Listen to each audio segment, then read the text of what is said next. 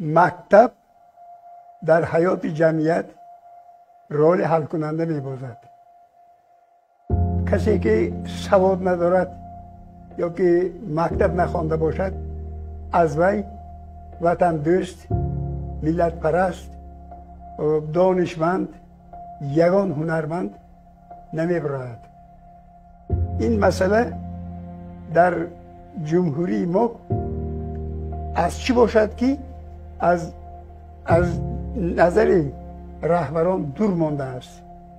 بسیار رهبران ما اون چی نمی کنند که این مسئله برای حل این مسئله عموما اعتبار نمی کنند. خصوصا در ازبکستان 130 میلیون خلق و ملت ها زندگی میکنند، لیکن بعد از ازبک ها تاجیک ها در اینجا در جای دوم می ایستند.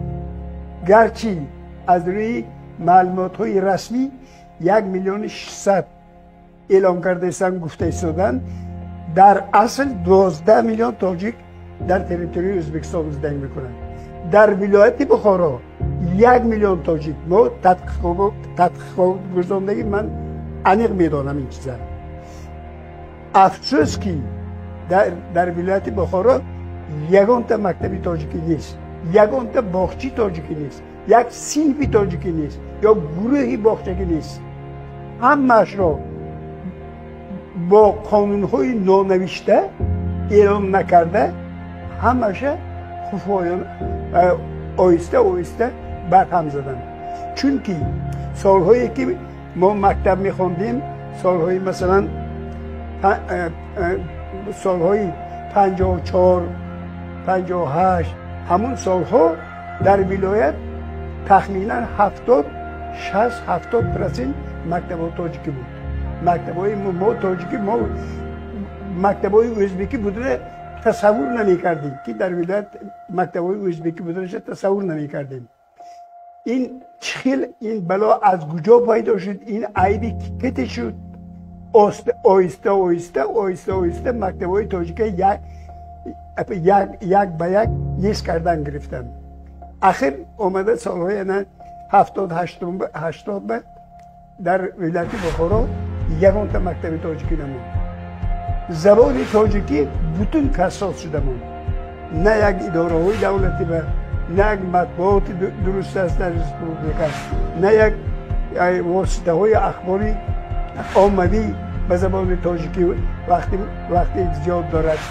همش چی بگم شما محدود کرده شده بود.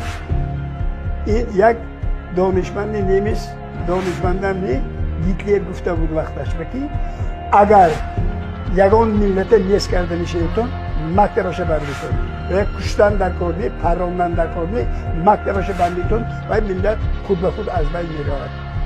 خودی همین احوال به ما افتاده نداریم. ما همین احوال بماندیم. فرزندان ما کتاب تاجیکی خوانده نمیتوند، خواند نمیفهمد، بوتون زبان کاسته گردید.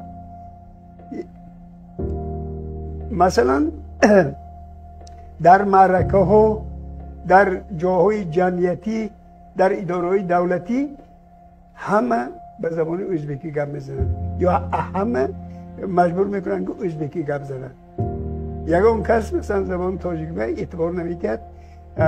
این زبان، این یک زبانی که بسیار قدیمی، بسیار چی بگم زبان شیرین، بسیار یک زبانی که از یک زبان‌های قدیم‌ترین جهان به شمار می‌رود.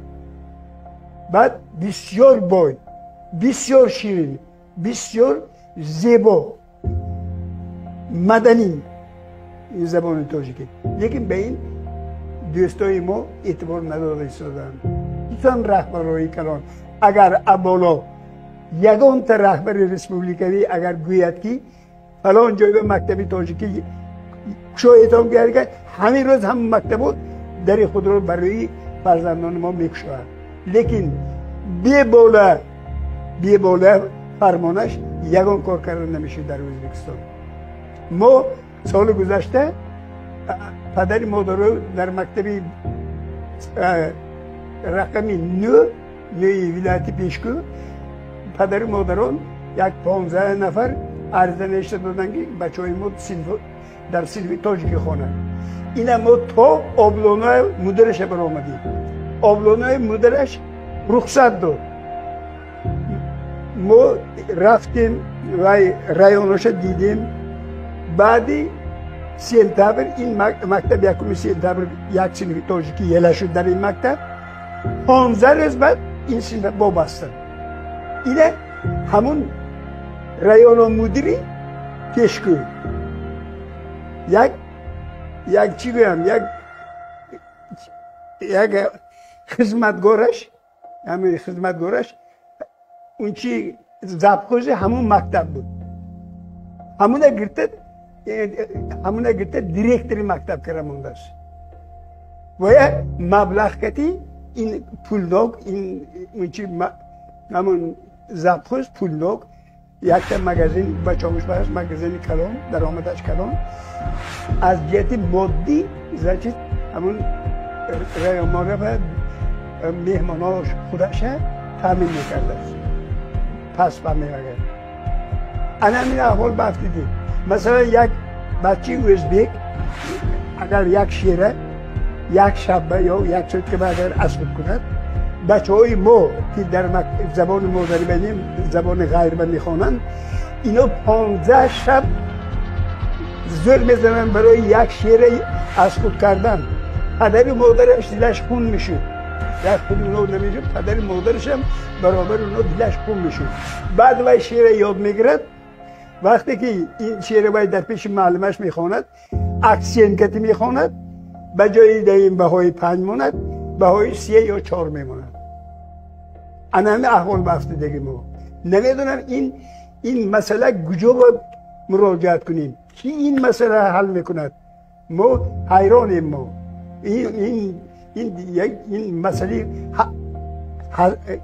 مسئله دویم درجه سوم درجه نیست. این مسئله اساسی این باید این مسئله به رهبران ریسپوبلیکا رهبران ولایت‌ها اعتبار کنند که یگان ملت هم زبانش محدود نکنند.